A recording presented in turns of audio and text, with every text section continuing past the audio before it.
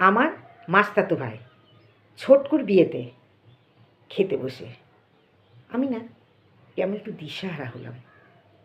Plate system আমি আগেই জানতাম। মাসি আমাকে ফোনে বারবার বলেছে, জানিস তো কুট্টি, রান্নার খুব ঝামেলা, কে দেখবে বলতো এসব? তাই প্লেট সিস্টেম করলাম। 1000 টাকা প্লেট।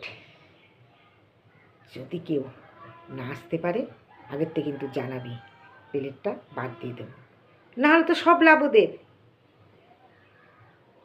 সেই লাভ ক্ষতি দেখলাম সামনের টেবিলে এক ভদ্রলোক তার বউকে বলছে, সেই থেকে কইছি, আরে বাবা ডাল নিও না, মাংস নাও, মাছ নাও।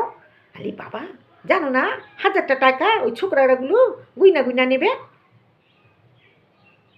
দেখছিলাম, হঠাৎ দেখি সামনে ছোটকু। কী রে, তোর পাতে একটাও মাংস নেই দেখছি, জানিস না কেন? মা তোকে বলেনি প্লেট সিস্টেম? 1000 টাকা প্লেট, নে মাংস নে, মাছ নে। আমি ছোটকুর মুখের দিকে তাকালাম।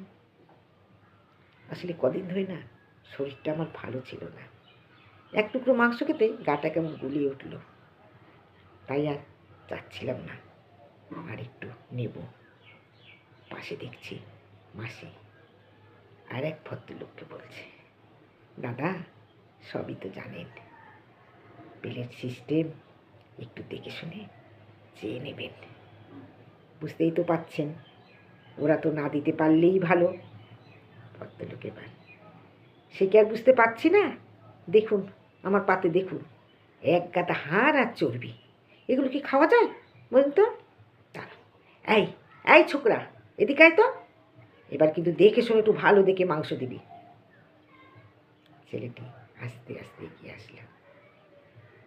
দাদা আমার না একটা নাম আছে, নাম না জানলে ছেলেটা বা খোকা ডাকলে মনে ভালো হতো। আসলে ছোকরাটা শুনলে না কোথায় না একটা কষ্ট হয়।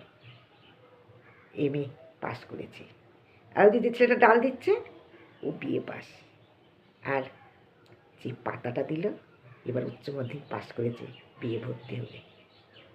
অনেক পরীক্ষা দিয়েছি, না চাকরিটা পাইনি। তাই ভাবলাম সবাই মিলে একটা ব্যবসা করি। ব্যবসা মানে লাভ ক্ষতি তো থাকবে, তাই আমরা তো একটু লাভ রাখবই। আমরা যেমন 1000 টাকার প্লেট দিই, আমাদের কাছে 200 টাকারও প্লেট পাওয়া যায়। হ্যাঁ, 200 টাকার প্লেটে হয়তো খাসির মাংস দিতে পারি না, এক পিস রুই মাছ, কিন্তু সেখান থেকেও আমরা একটু লাভ করি, আবার 1000 টাকার প্লেটেও লাভ করি। মজার কথা কি জানেন, আমরা দুরকমভাবে লাভ করি আমাদের ব্যবসায়। এক, প্লেটের দাম যখন ধরি একটা লাভ নিই, আর একটা লাভ আপনারা যখন খেয়ে বলেন খুব সুন্দর হয়েছে রান্না, তোমাদের খাবার দেয়া খুব ভালো হয়েছে, আমাদের ছেলে বা ধরুন কাউরির মেয়ের বিয়েতে তোমাদের ডাকবো, আসবে তো, সেও আমাদের একটা লাভ। আমি চুপচাপ ছেলেটার দিকে তাকালাম। সত্যিই তো খেতে পারছি না, তবু জোর করে খেতে হবে। কেন? ওই ক্যাটারিংয়ের ছেলেগুলোর যদি লাভ হয়ে যায়। আমরা যাদের এত লাভ লোকসান নিয়ে ভাবছি, তারা কি সুন্দরভাবে আমাদের বুঝিয়ে দিল, তারা লাভ করে না, আমাদের ক্ষতি চেয়ে না, আমাদের লোকসান করে না, ওরা লাভ করে ওদের ব্যবসাতে ব্যবসা করে।